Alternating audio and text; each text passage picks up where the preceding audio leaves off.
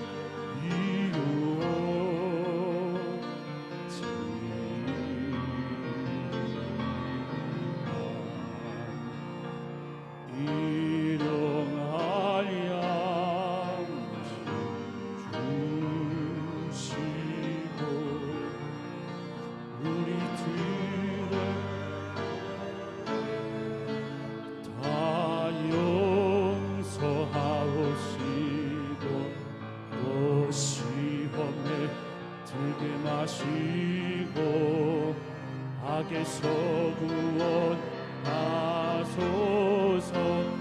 되게 주의 나라 주의 권세 주의 영원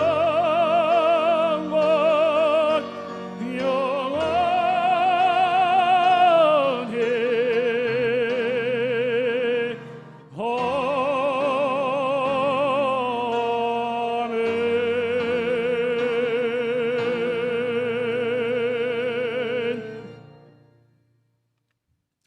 사랑하는 자들아, 우리가 서로 사랑하자. 사랑은 하나님께 속한 것이니 사랑하는 자마다 하나님으로부터 나서 하나님을 알고 사랑하지 아니하는 자는 하나님을 알지 못하나니 이는 하나님은 사랑이심이라.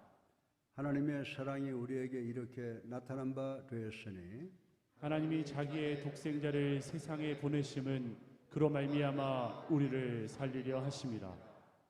사랑은 여기 있으니 우리가 하나님을 사랑하는 것이요 하나님이 우리를 사랑하사 우리 죄를 속하기 위하여 화목 제물로 그 아들을 보내셨습니다.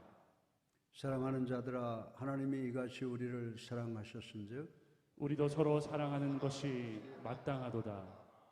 어느 때나 하나님을 본 사람이 없을 때 만일 우리가 서로 사랑하면 하나님이 우리 안에 거하시고 그의 사랑이 우리 안에 온전히 이루어지느니라. 아멘.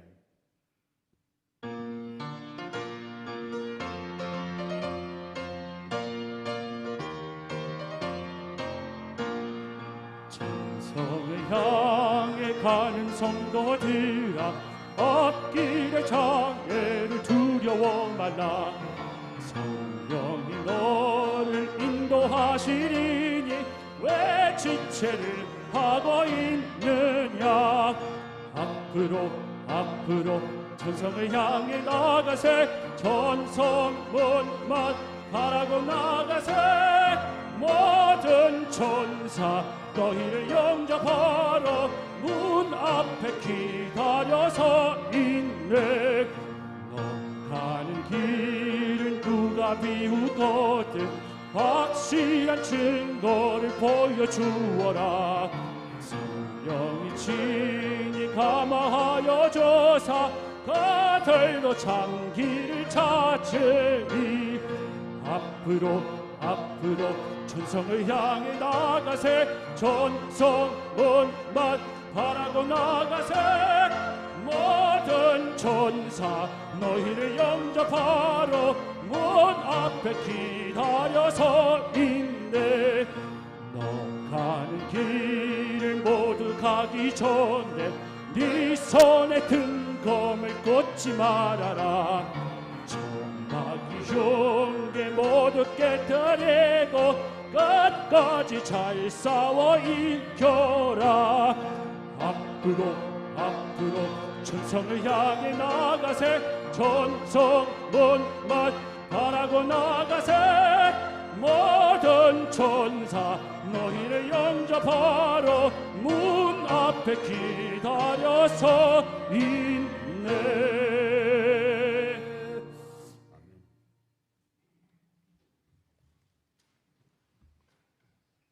생명의 빛이 되신 하나님의 놀랍고 크신 은혜에 감사를 드립니다.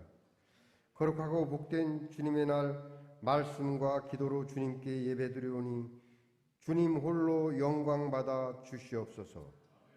주님의 몸된 교회까지도 침투한 코로나19의 고난과 핍박 속엔 주님께서 뜻하신 바가 있을지언데 우리는 주님의 뜻을 헤아리지 못하는 아둔함을 회개하고는 용서하여 주시옵소서.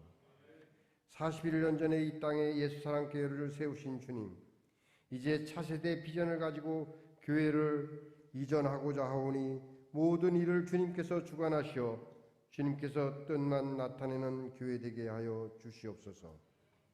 하나님 아버지, 서울기독대학을 위해 기도드립니다. 교직원과 학생 모두가 하나 되어 학교 발전에 힘을 모아 기독교 대학의 글로벌 대학으로 성장시켜 주시옵소서. 하나님 아버지, 말씀 전하시는 담임 목사님 성령 충만함을 주시고 전해지는 주님의 말씀을 가슴에 새겨들어 하나님 영광 나타내는 저희들 되게 하여 주시옵소서. 이 시간 머리 숙여 기도하는 성도들의 기도 속에 감사가 넘치게 하여 주시옵소서. 주님께 드릴 감사의 고백과 감사의 열매가 가득 넘치는 한 주간 되게 하여 주시옵소서. 예수 그리스도의 이름 받들어 기도드리옵나이다.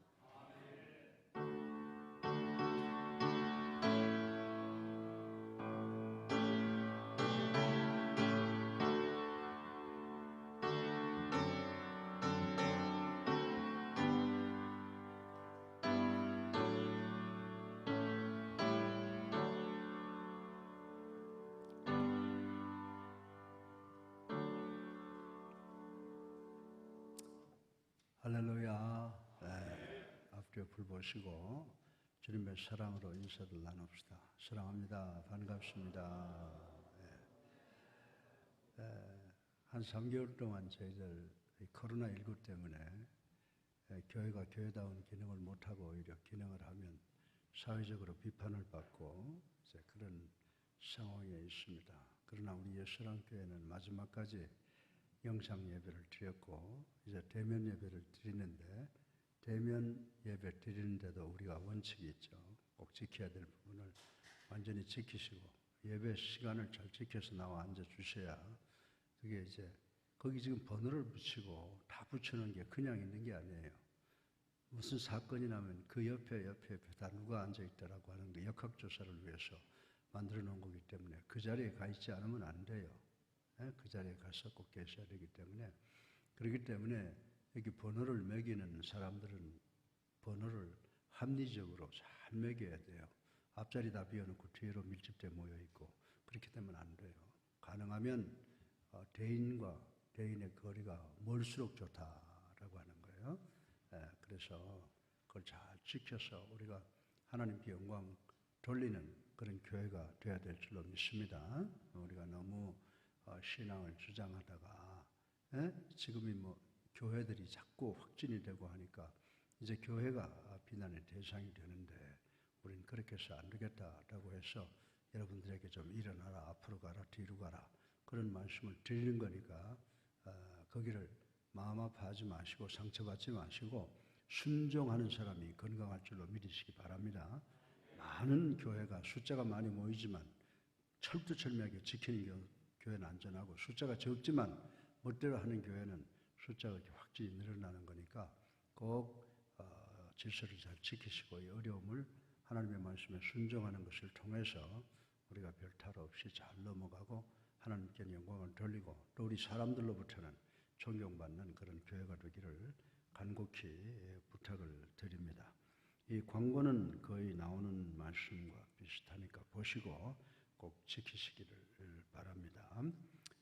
지금 이제 사회적으로 지금 재확진이 생기고 그리고 지금 50명대를 넘어서 60명대를 오르내리고 있고 그래서 전부 다들 긴장을 하고 있습니다. 그래서 대면도 더 강화를 하느냐 안 하느냐를 가지고 고민하고 있고 지금 또 의료진들은 우리를 치료하기 위해서 생명을 바치는 그런 각오로 열심히 하니까 우리를 위해서 수고하는 사람들에게 감사 또 그들을 위해서 기도하는 노력이 있어야 될 줄로 믿습니다. 1, 2, 3, 4, 5, 6 다 보시고요. 6번 이 코로나19 국민 예방 수칙을 끝까지 지켜야 될 줄로 믿습니다. 그래서 우리 교회가 대면 예배를 드리더라도 하나님께 영광을 돌리고 많은 사람들한테 예수 사랑교회 참 훌륭한 교회다라고 존경받는 우리가 되기를 간곡히 부탁을 드립니다. 오늘 여러분들 진심으로 환영하고요. 또 이제 한 주간이 시작이 됩니다. 오늘 예배가 끝나고 또 내일 또 한 주간을 어떻게 지나갈는지 우리가 잘 모르지만 하나님께 간절히 기도하고 또 우리가 지켜야 될 것 확실하게 지키고 그렇게 해서 정말 세상 살면서도 수준 높은 교회로 사람들에게 존경받는 그런 교회가 되고 하나님께 칭찬받는 그런 교회가 되기를 간곡히 바랍니다. 이번 주간에 여러분들 생일을 맞이하셨거나 결혼기념일이나 또 세례 받으신 분들 계시면 일어나시고 만약 없으시면 우리 모두가 다 서로 오랜만에 일주일 만에 만났으니까 환영하고 또 서로 축하하고 축복하는 찬송을 부르시겠습니다.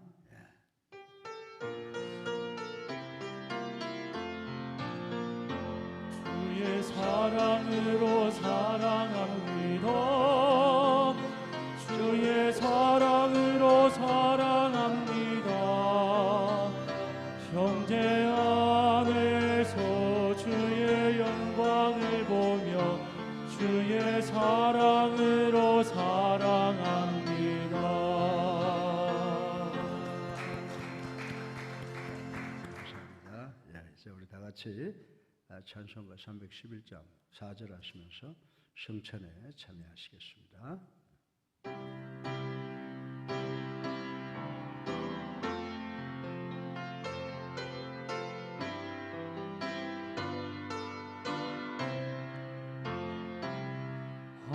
한없는 용서와 참 사랑 가지고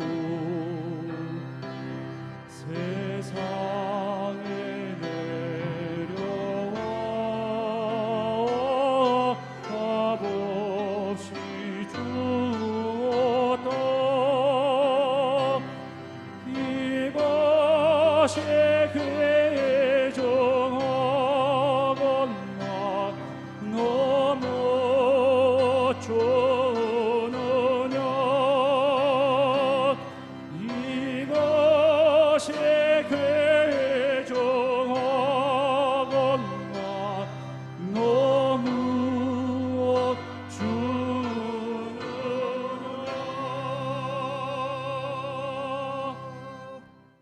신앙 고백하시겠습니다. 전능하사 천지를 만드신 하나님 아버지를 내가 믿사오며 그의 아들 우리 주 예수 그리스도를 믿사오니 이는 성령으로 잉태하사 동정녀 마리아에게 나시고 본디오 빌라도에게 고난을 받으사 십자가에 못 박혀 죽으시고 장사한 지 사흘 만에 죽은 자 가운데서 다시 살아나시며 하늘에 오르사 전능하신 하나님의 편에 앉아 계시다가 저리로서 산자와 죽은 자를 심판하러 오시리라. 성령을 믿사오며 거룩한 공예와 성도가 서로 교통하는 것과 죄를 사하여 주시는 것과 몸이 다시 사는 것과 영원히 사는 것을 믿사옵나이다. 아멘. 살아계셔서 우리의 삶을 주관하시는 만복의 근원이 되신 아버지 하나님, 찬양과 영광과 존귀를 올리고 회개하고 갈보리 언덕 십자가 사랑 감사합니다. 오늘도 주님의 살을 기념하는 떡과 주님의 피를 기념하는 잔을 앞에 놓고 있습니다. 우리가 이것을 먹고 마시는 것을 통하여 예수 그리스도의 대속의 은총을, 그리고 성령 임재의 은총을, 또 예수 그리스도의 재림을 간절히 기다리는 우리가 되게 해주심을 감사합니다. 이제 이 떡과 잔을 들어 축사드리오니 이 떡과 잔을 거룩되게 구별시켜 주셔서 이 떡과 잔에 참여하는 모든 심령들로 하여금 그리스도와 함께 죽고 그리스도와 함께 부활하는 체험이 있게 도와주시옵기를 예수 그리스도 이름으로 간절히 축사드리옵나이다. 아멘.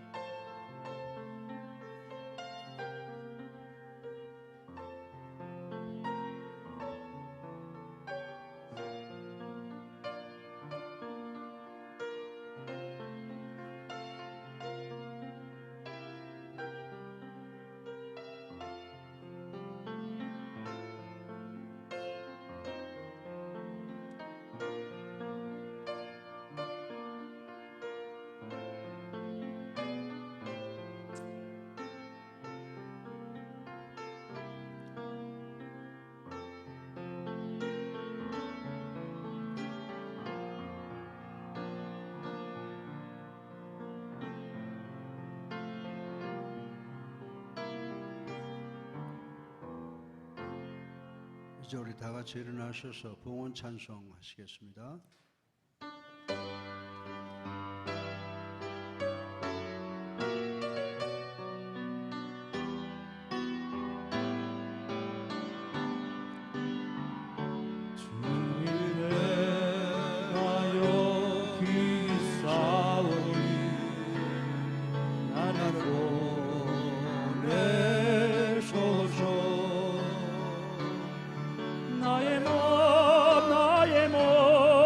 주께 드리오니 주 받으옵소서. 주님 내가 여기 있사오니 나를 써주소서.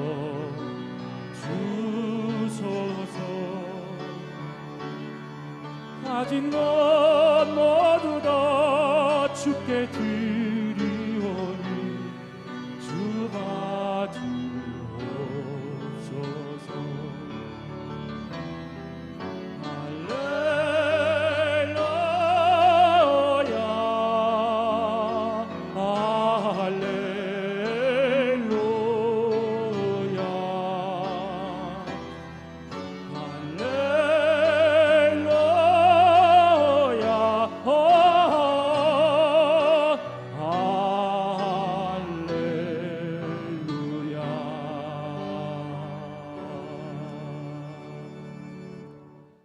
찬양과 영광과 존귀와 회개 그리고 감사를 받아주시는 하나님, 오늘도 주 예수 그리스도의 부활을 기념하기 위해서 성찬을 저희들 참여했고, 또 하나님의 은혜가 너무나 크고 감격해서 적은 물질 바쳤습니다.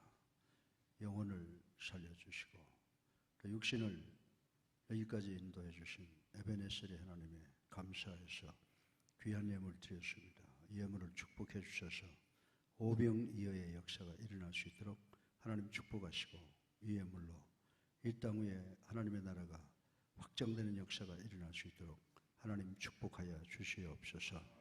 또한 헌금함에 손을 넣은 귀한 당신의 아들 딸들 일일이 축복해 주셔서 먼저 질병으로부터 코로나19로부터 자유케 하여 주시옵시고, 우리 개개인 하나님 축복해 주셔서 모든 문제가 사라지고 또 마음속에 있는 간절한 소원이 이루어지는 축복이 있게 하여 주시옵소서. 예수 그리스도 이름으로 감사하며 기도드렸사옵나이다. 아멘.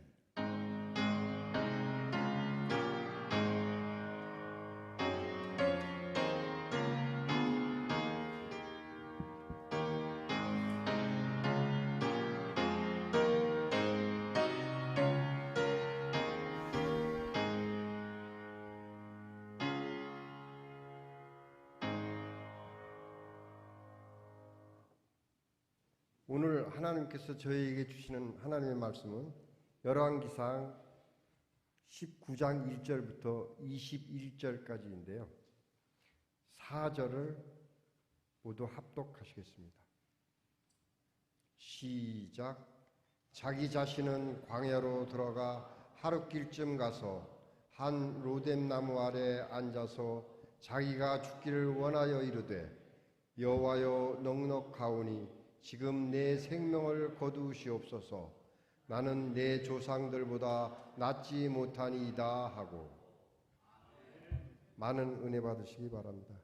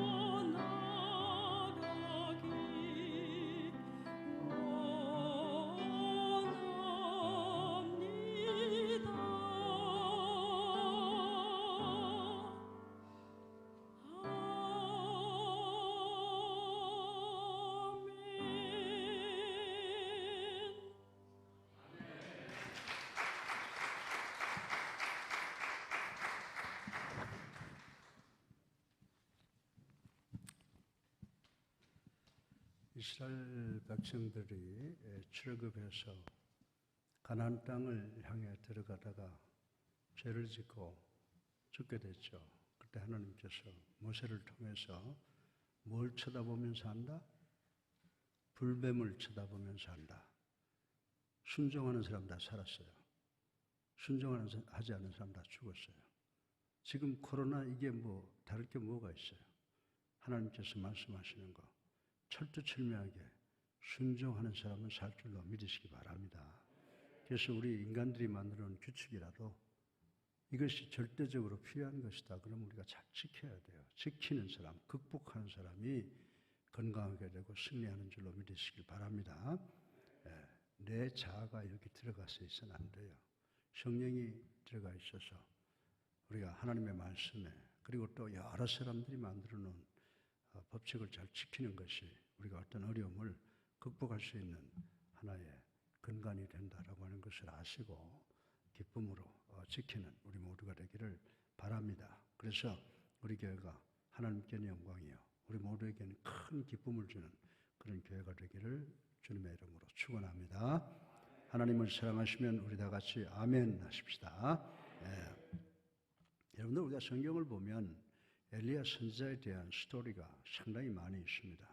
대표적인 것은 우상 숭배를 강요하는 아합 왕에게 하나님께서 무서운 가뭄을 보낼 것을 경고한 것부터 우리가 볼 수가 있습니다. 엘리야는 3년 만에 가뭄 끝에 은신처에서 나와 450명의 바알 선지자들에게 누구의 하나님이 진정한 하나님인가 대결을 하자라고 도전을 했습니다. 나는 내 제단을 만들고 너희들은 너의 제단을 만들어 각각 자기의 신에게 불을 내려서 제단의 제물을 태워달라고 기도하자.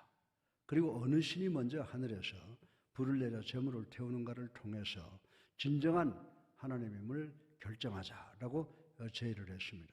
그래서 바알 선지자들이 먼저 하루 종일 바알에게 제사를 드리다가 응답이 없자 칼로 가슴을 긋고 난리를 부리다가 포기하고 말았습니다. 그러나 엘리야는 여호와 하나님께 아주 간단한 기도를 올리자 여호와 하나님께서 하늘로부터 불을 내려서 제물뿐만 아니라 또랑의 물까지 다 태우는 기적을 만들어 내셨습니다.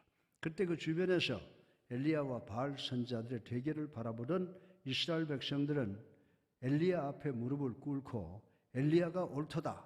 여호와는 그는 하나님이시로다 라고 고백한 말씀이 오늘 본문에 기록되어 있는 것을 우리는 읽었습니다. 이러한 여론에 힘입어 엘리야는 450여 명의 바알 선지자들을 모두 사형에 처해 이단자의 뿌리를 완전히 뽑으려 했습니다. 그런 후에 엘리야는 모든 국민들이 회개했으므로 여호와 하나님께서 가뭄의 땅에 단비를 내려주실 것을 예언을 하였습니다. 엘리야가 예언한 대로 여호와 하나님께서는 처음에는 손바닥만한 구름을 보내주시더니 이스라엘 민족이 간절히 원하는 단비를 내려주셨습니다. 그런데 문제는 이런 기적을 불러온 위대하고 경건하고 용기 있고 기도의 사명자인 엘리야가 불과 몇 시간 후에 아합 왕비인 이사벨의 협박을 듣고 내가 죽는 것이 더 낫겠다라고 로뎀나무 아래서 절망하는 것을 볼 수가 있습니다. 아마도 여러분 중에도 본문의 엘리야와 같이 낙담하고 좌절하고 있는 분들이 계시거나 아니면 과거에 낙담하고 좌절했던 경험이 있는 분이 계실 줄로 압니다. US Today라고 하는 이 비즈니스 매거진에는 미국 사람들 중에 1,700만 명이 디프레스, 즉 낙담과 좌절로 고생을 하고 있다라고 보도한 적이 있었습니다.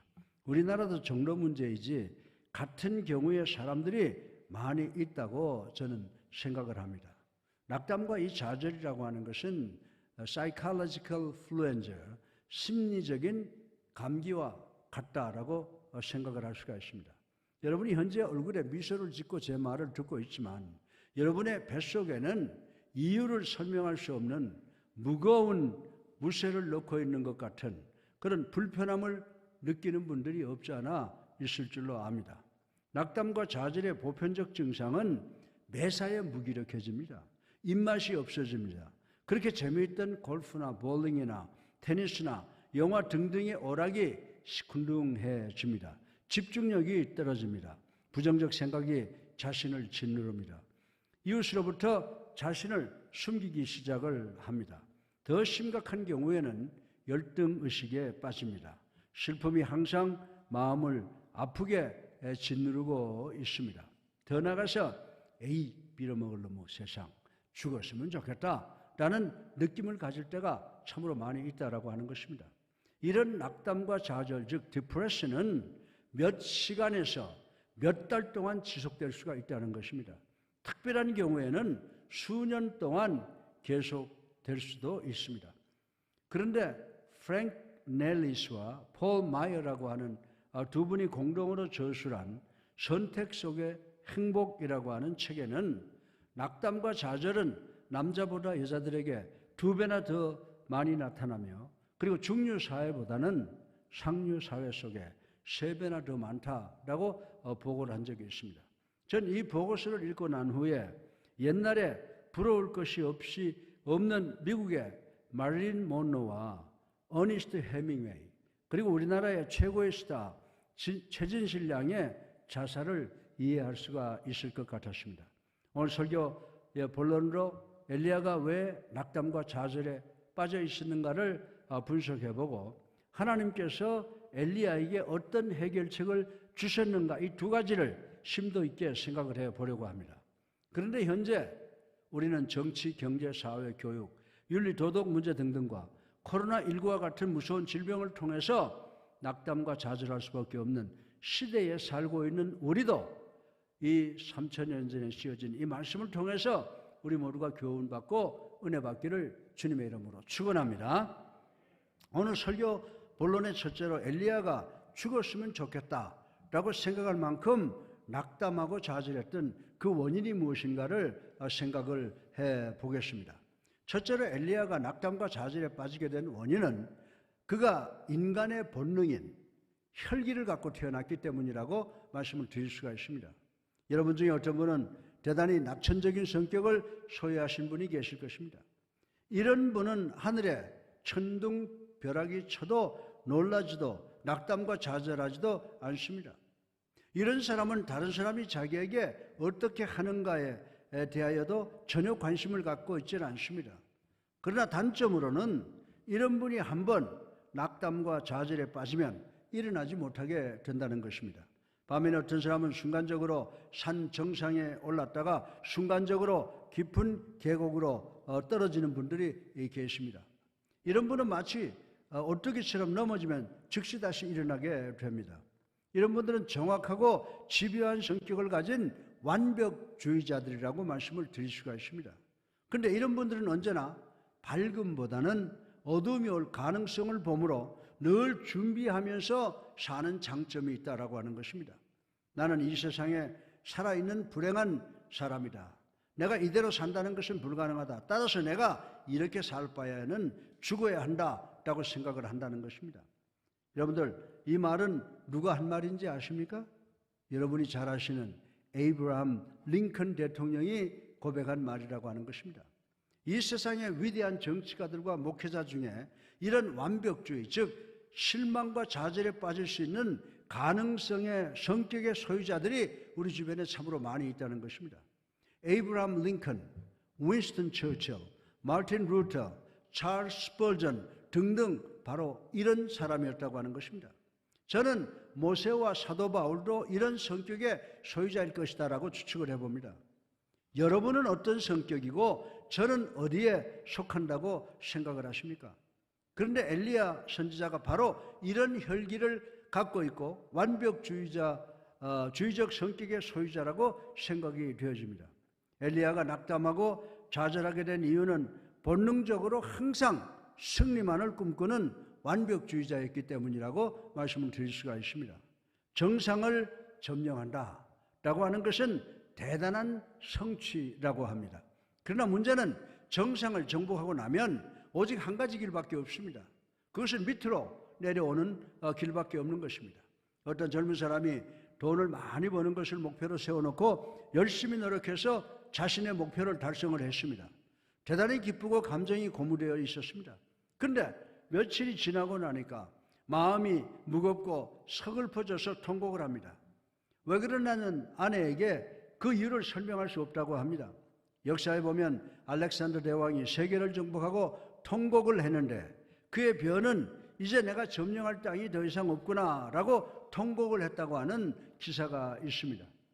여러분이 그렇게 원하던 부귀영화를 다 이뤄놓고 나면 며칠이 지나고 나면 틀림없이 실망과 좌절감이 찾아오게 될 것입니다. 그러나 여러분은 이렇다고 해서 근심하고 걱정하고 두려워할 때가 아니라는 것을 아셔야 됩니다.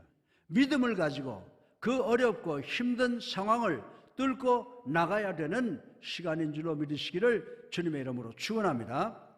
둘째로 엘리야가 실망하고 좌절한 또 하나의 원인은 그 사람의 경망함 때문이라고 생각할 수가 있습니다. 엘리야는 이사벨의 협박 때문에 겁을 먹었습니다. 아방은 엘리야가 어떻게 모든 바알 선지자를 다 죽였는지 이사벨에게 정확하게 보고를 했다고 하는 것입니다.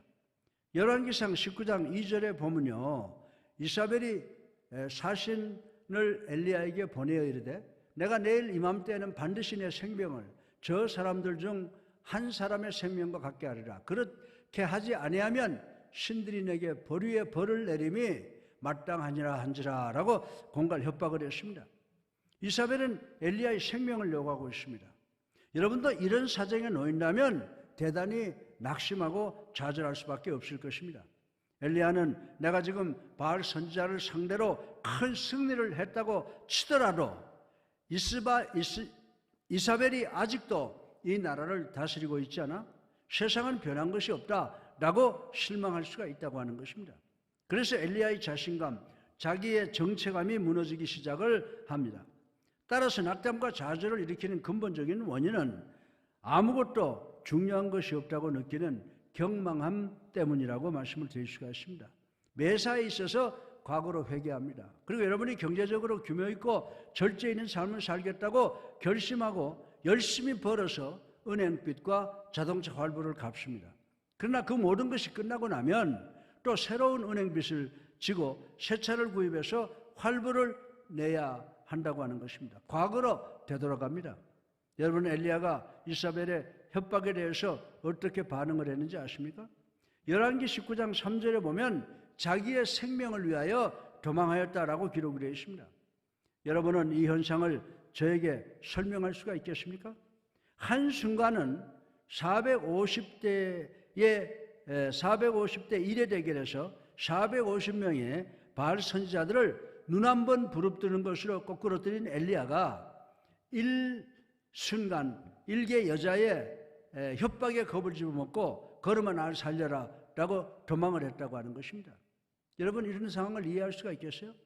그러나 저는 엘리야의 심정을 이해할 것 같습니다.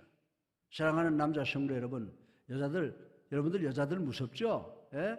전 우리 교회 장로님들보다도 여자 권사님 집사님이 더 무섭더라고요. 예. 근데 본문에 엘리야가 바로 이렇게 했다고 하는 것입니다. 아무것도 아닌 이방 여자 하나에 지레겁을 먹고 그의 생명을 구하기 위해서 도망을 했습니다.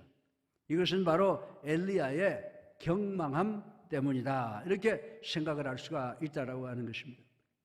셋째로 엘리야가 실망하고 좌절한 또 하나의 원인은 피곤 때문이라고 말씀을 드릴 수가 있습니다. 엘리야는 3년 동안 눈코 뜰 사이 없이 팽이 돌듯이 살았습니다. 바알 선지자들과 정신적인 대립을 했습니다. 그리고 아합 앞에 나가느라 30여 킬로미터를 달렸습니다. 따라서 엘리야는 정신적으로 그리고 육체적으로 완전히 낙다운, 지쳐 있었다고 하는 것입니다. 여러분이 건강한가, 얼마나 활동적인가, 얼마나 열정적인가와는 관계없이 여러분의 정신적, 육체적 재원은 한계가 있다는 사실을 여러분들 아셔야 된다라고 하는 것입니다. 따라서 여러분이 피곤하면 할수록 낙담과 좌절의 늪으로 빠질 가능성이 더 높다라고 하는 것입니다. 넷째로 엘리야가 실망하고 좌절하게 된 또 하나의 원인은 고독이라고 하는 것입니다. 열왕기상 19장 4절 상반절에 자기 자신은 광야로 들어가 하루길쯤 가서라고 하는 말씀이 기록이 되어 있습니다. 엘리야는 자기 주변의 사람들과 가까운 사람들로부터 자기 자신을 격리시켰습니다. 여러분은 여러분이 혼자라고 느껴질 때, 사랑받지 못한다고 생각되어질 때, 남들이 나를 원치 않는다고 생각되어질 때 여러분은 낙담과 좌절의 입구에 서 있게 된다라고 하는 것입니다. 여러분들은 여러분들의 삶 속에서 자살을 가장 많이 하는 세대가 어느 세대인지 아십니까? 10대? 아니면 혈압이나 가부? 아니면 가정과 직장에 문제가 있고 사업에 실패한 사람들이라고 생각을 하십니까? 아닙니다. 75세에서 80세의 고령자들이라고 하는 것입니다. 그러면 이들의 문제가 무엇입니까? 바로 고독이라고 말씀을 드릴 수가 있습니다. 본문의 엘리야도 지붕 위에 홀로 앉아있는 새처럼 고독을 느꼈다고 하는 것입니다. 엘리야가 낙담과 좌절하게 된 원인은 혈기, 경망함, 피곤함, 그리고 고독이었다고 하는 것입니다. 따라서 우리 모두는 우리의 혈기와 경망함과 피곤함, 그리고 고독을 물리치시고 하나님께로부터 오는 위로를 통해서 활기차고 복된 삶과 복된 미래를 갖고 살아가시는 우리 모두가 되기를 주님의 이름으로 축원합니다. 둘째로, 마지막으로, 그러면 하나님께서는 엘리야를 낙담과 좌절에서 일으켜 세우기 위해서 하신 일이 무엇인가를 생각을 해보겠습니다. 하나님께서 엘리야를 위해서 역사하신 4가지 사역을 제가 말씀을 드리려고 합니다. 저는 하나님께서 여러분을 위해서도 엘리야에게 하셨던 이 사역을 그대로 하실 줄로 믿습니다. 첫 번째로 하나님께서는 엘리야를 낙담과 좌절로부터 일으키기 위해서 휴식을 취하게 하셨다라고 하는 것입니다. 열왕기상 19장 5절로 6절에 보면은 로뎀나무 아래 누워 자더니 천사가 그를 어루만지며 그에게 이르되 일어나서 먹으라 하는지라.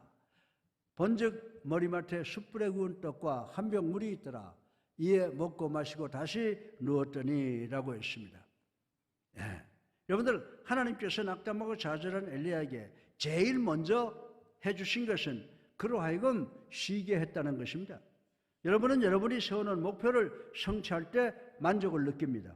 여러분은 무엇을 하든지 최선을 다하려고 합니다. 그것은 대단히 좋은 삶의 자세라고 말씀을 드릴 수가 있습니다.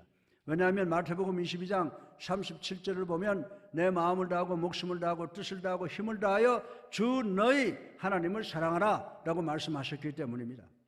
그러나 우리들은 극단적으로 피곤해질 때까지 우리 자신을 몰아치는 경우가 있다고 하는 것 여러분 인정하실 것입니다. 왜 그런지 아십니까? 우리나라 사람들은 진정한 휴가를 어떻게 취해야 하는가를 알지 못하기 때문이라고 말씀을 드리고 싶은 것입니다. 우리는 저녁 늦게까지 일하고도 또 일거리를 싸들고 집에 돌아옵니다. 우리는 직장과 집에 전화를 가지고 있습니다.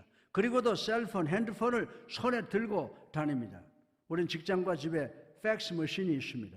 우리는 이렇게 우리 자신을 계속해서 들볶고 있고 남용을 하고 있다라고 말씀을 드릴 수가 있습니다.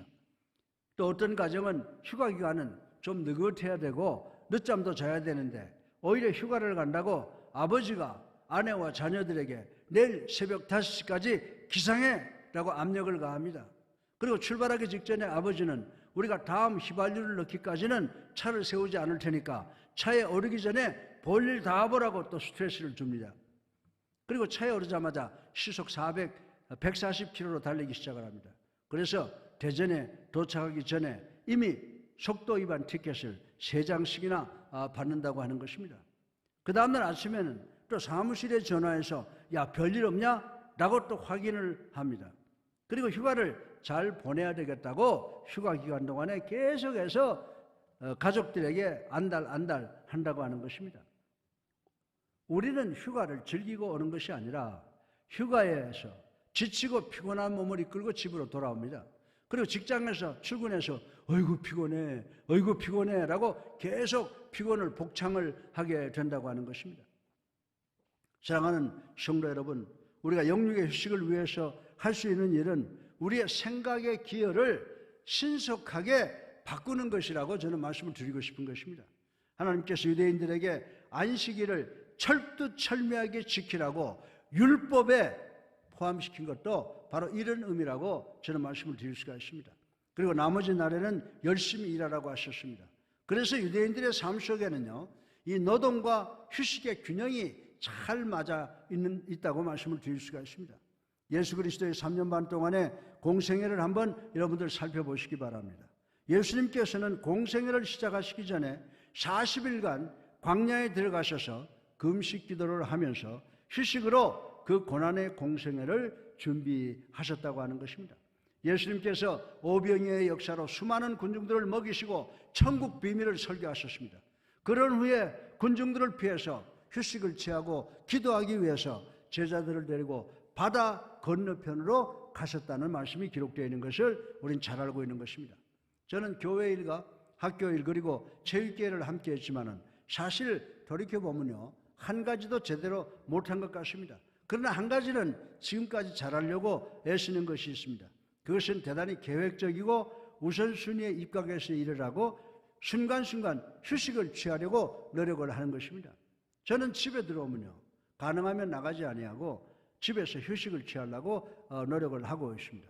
그리고 이동 중에 차 안에서도 아무리 짧은 시간이라도 숙면을 취하려고 노력을 하고 있습니다.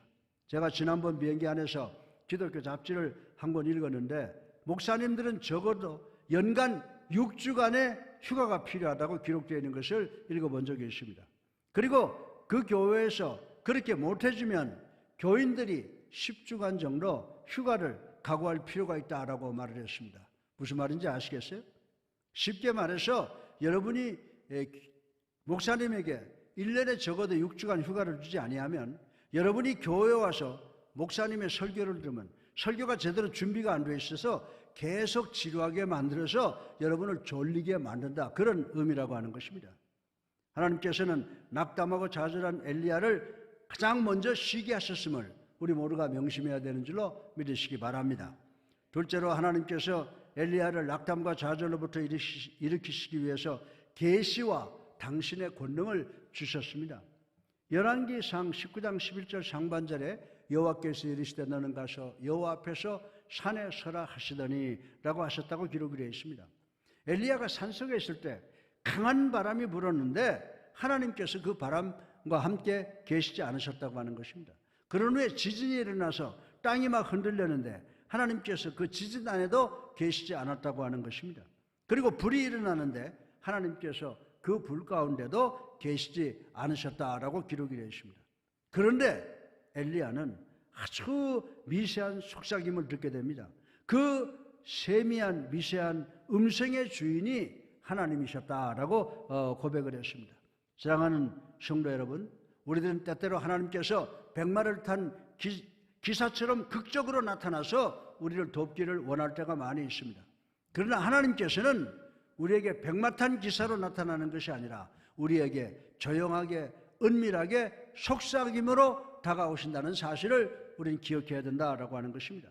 우리는 하나님과의 관계 속에 있으면서도 우리와 함께 하시는 하나님의 임재를 느끼지 못할 때가 너무나 많이 있습니다.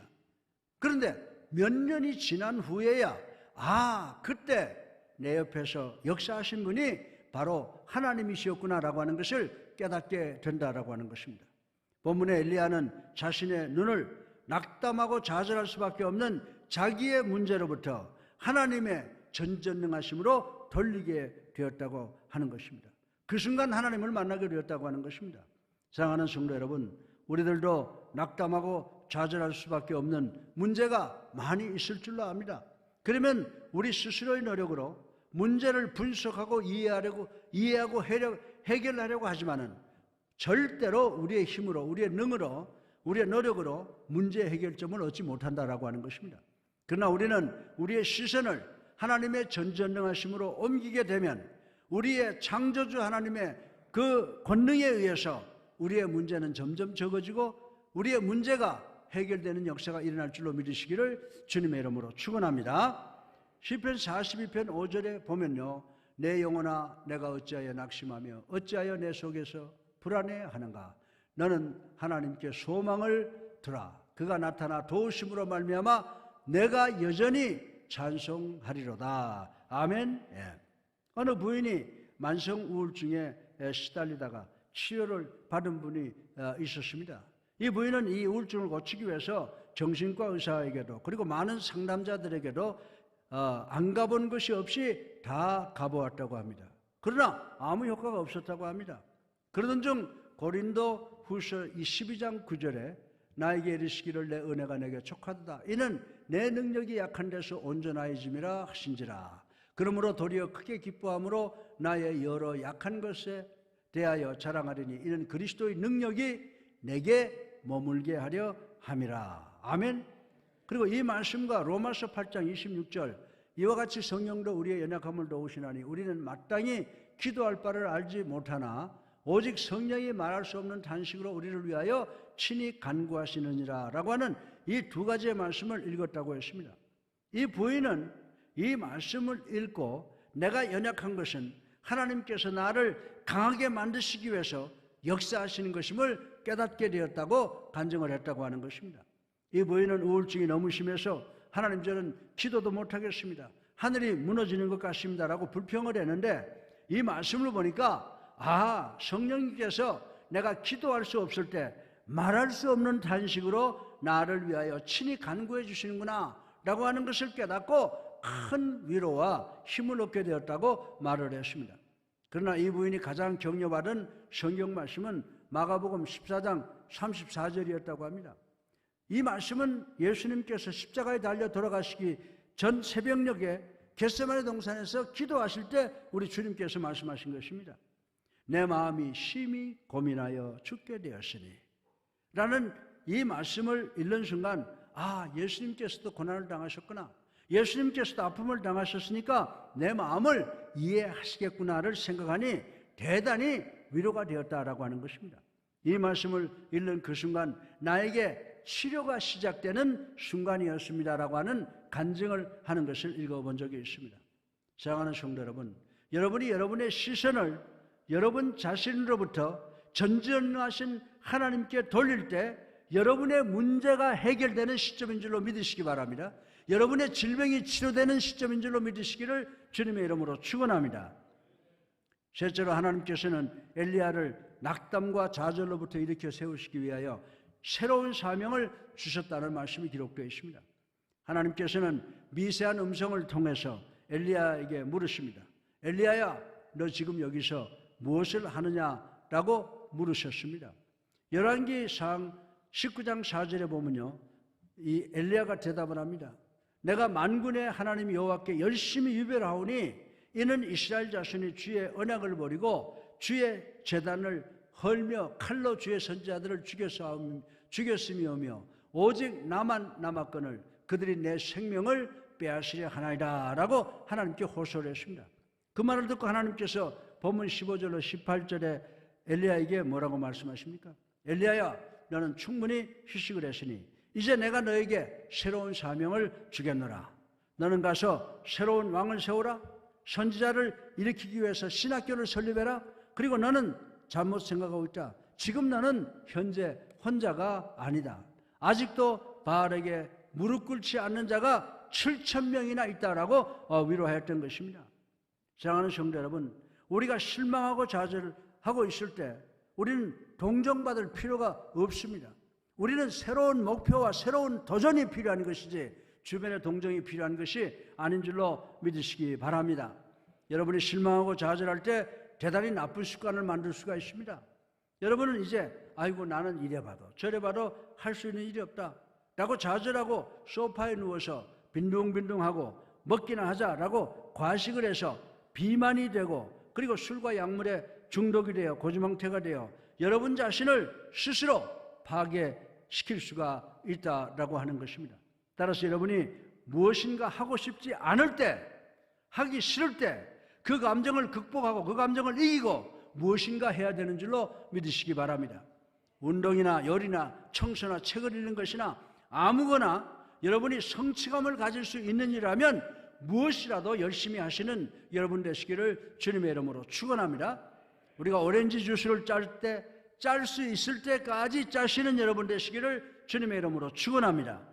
여러분 더 이상 안정이 필요한 것이 아니고 위로가 필요한 것이 아니고 여러분은 자극과 도전이 필요한 줄로 믿으시기를 주님의 이름으로 축원합니다.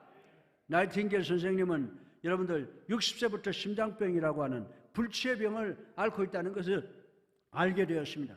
그러나 자신의 일을 열심히 함으로 이분은 90세까지 살았다고 하는 것입니다.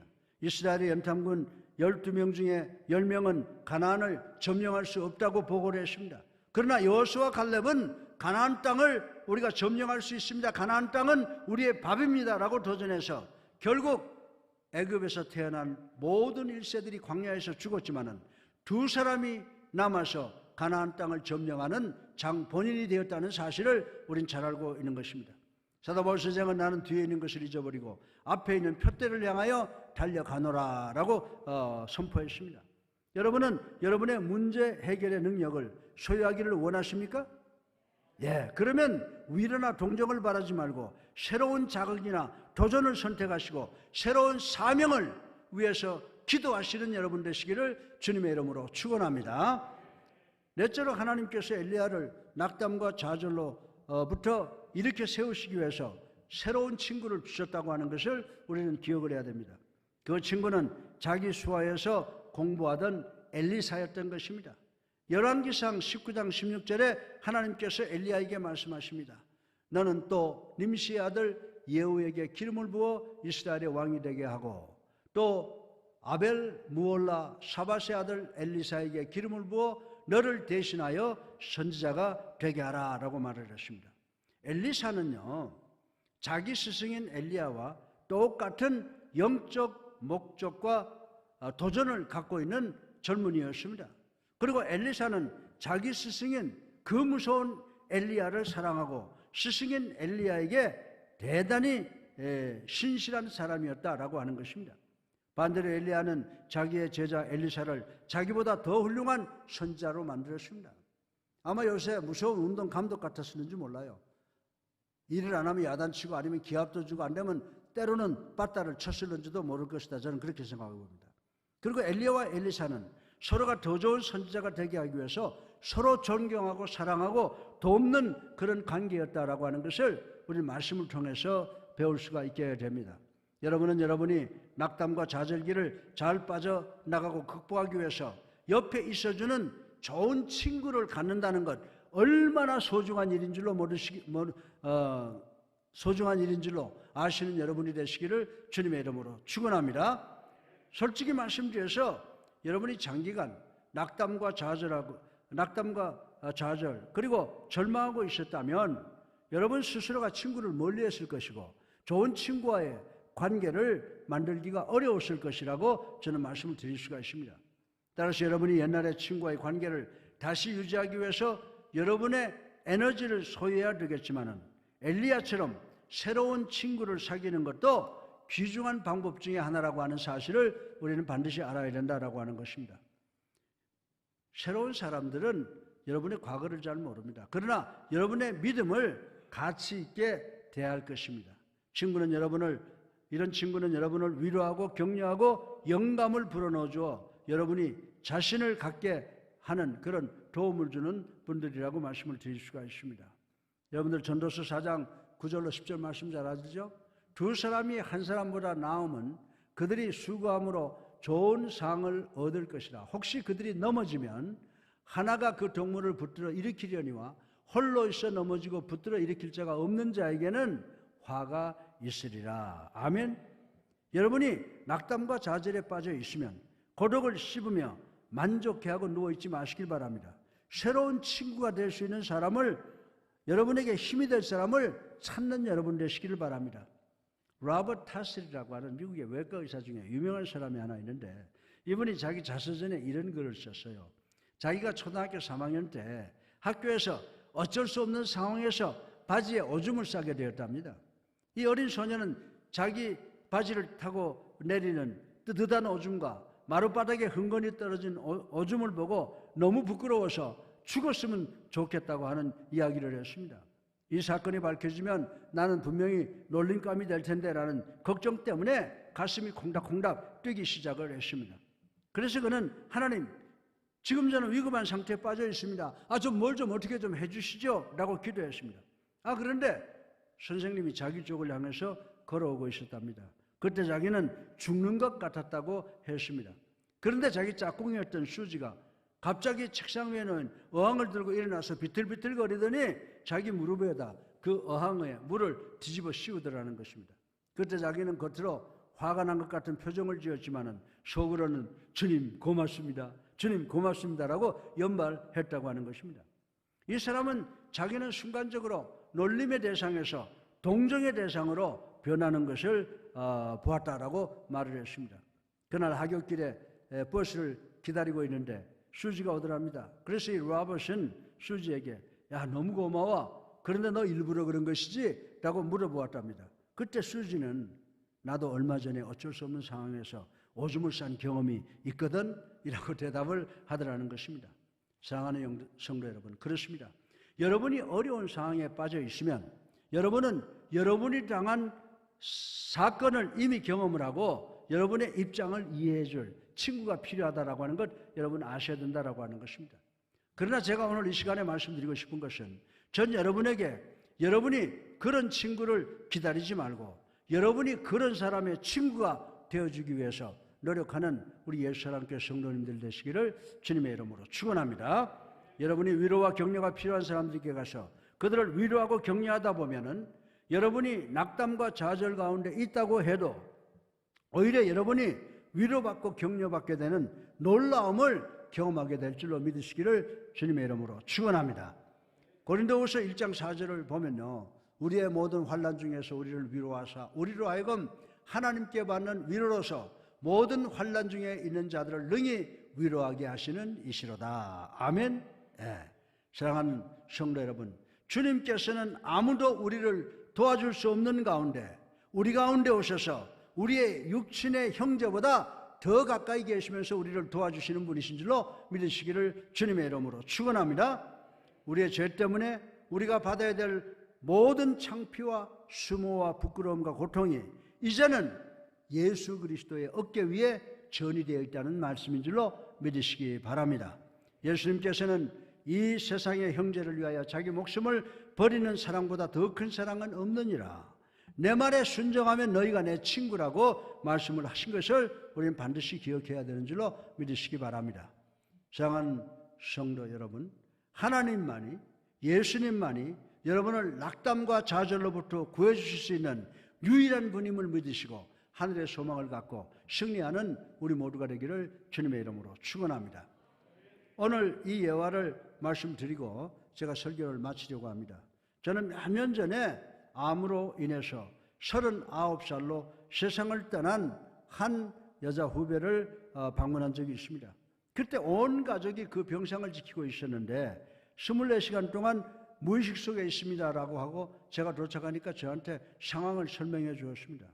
그런데 의사가 들어오더니 의사가 아주 미안한 표정을 지으면서 오늘 밤을 못 넘길 것 같습니다라고 말해 주었습니다.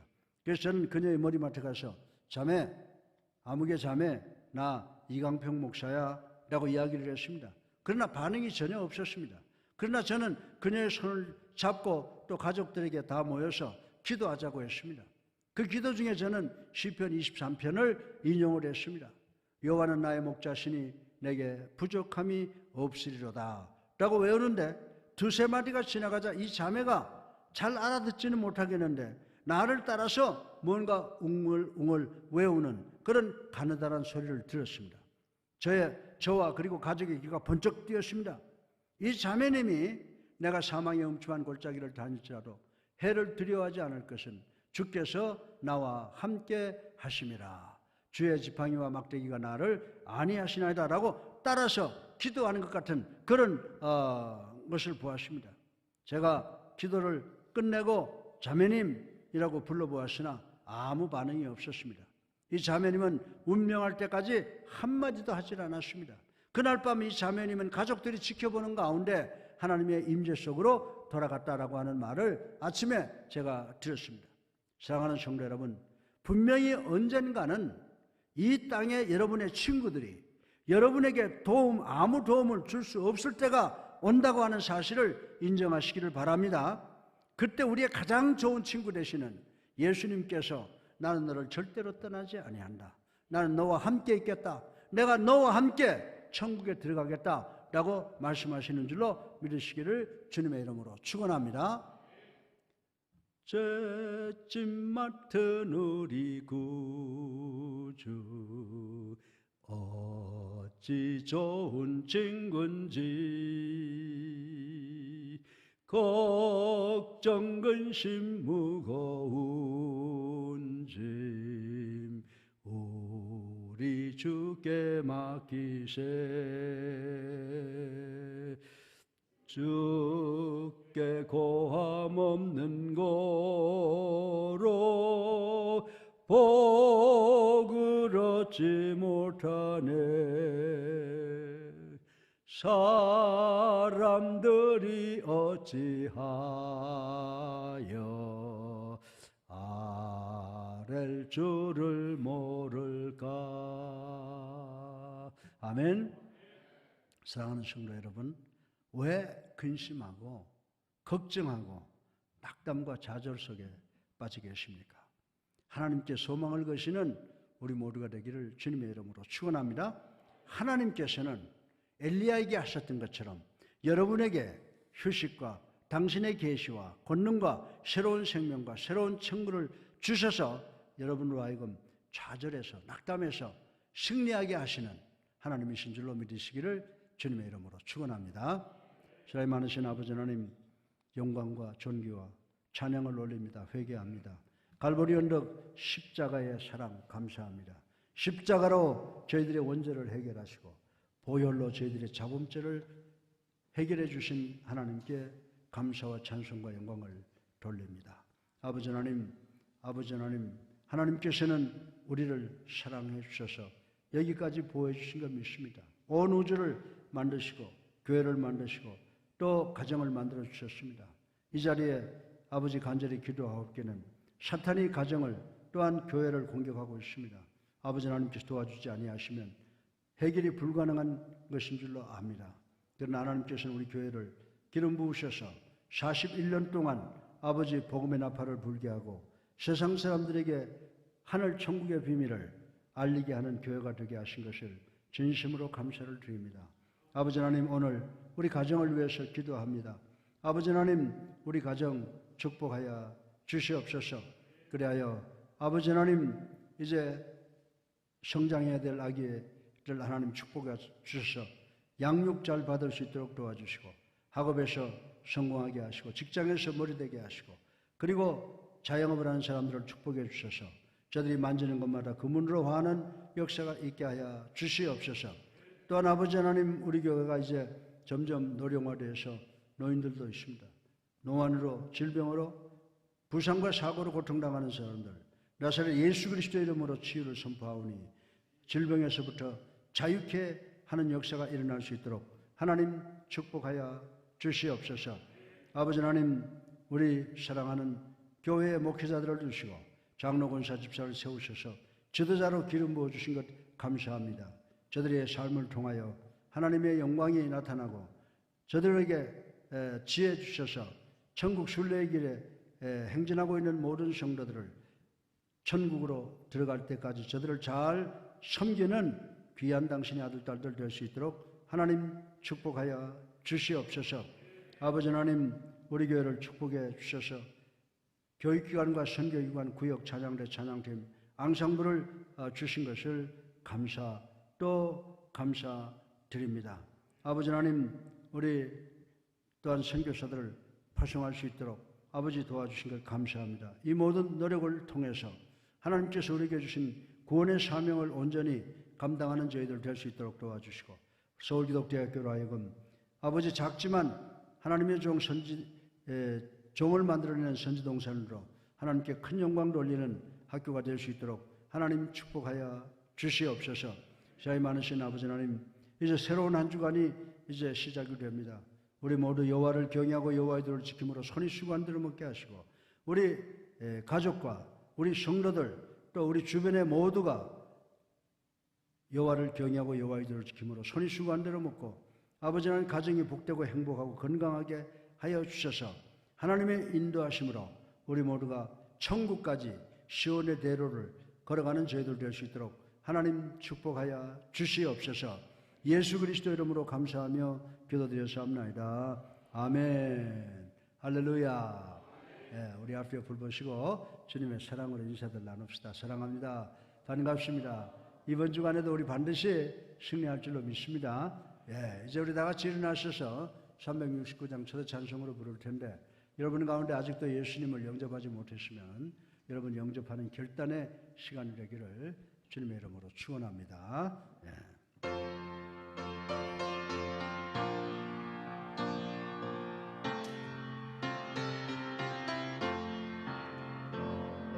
죄짐 맡은 우리 구주 어찌 좋은 친군지,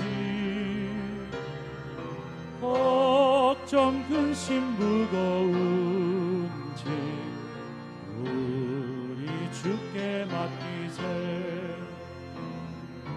주께 고함 없는 고로 복을 받지 못하네. 사람들이 어찌하여 나를 주를 모를까. 시험 걱정 모든 괴로 없는 사람 누군가. 부질 없이 낙심 말고 기도 드려 아뢰세. 이런 진실하신 친구 찾아볼 수 있을까. 우리 약함 아시오니 어찌 아니하릴까. 근심 걱정 무거운지 아니 진짜 누군가.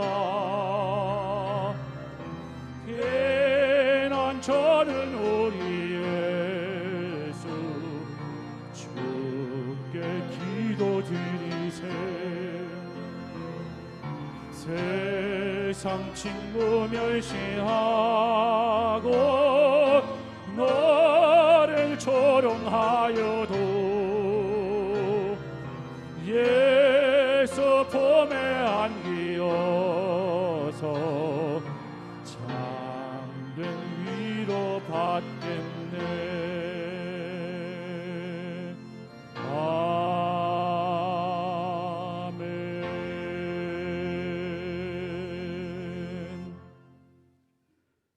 이제는 우리 주 예수 그리스도의 은혜와 하나님의 무한하신 사랑과 성령님의 감화 감동 교통하심이 어렵고 힘든 세상 속에 살면서 내 노력과 내 지혜와 내 명철이 아니라, 세상이 아니라 오직 우리를 사랑하셔서 십자가에 달려 들어가 주신 예수 그리스도만을 의지하고 나가겠다고 살겠다고 결단하고 들어가는 성도들 머리 위에 이제로부터 영원까지 함께 하시옵기를 예수 그리스도 이름으로 간절히 축원하옵나이다.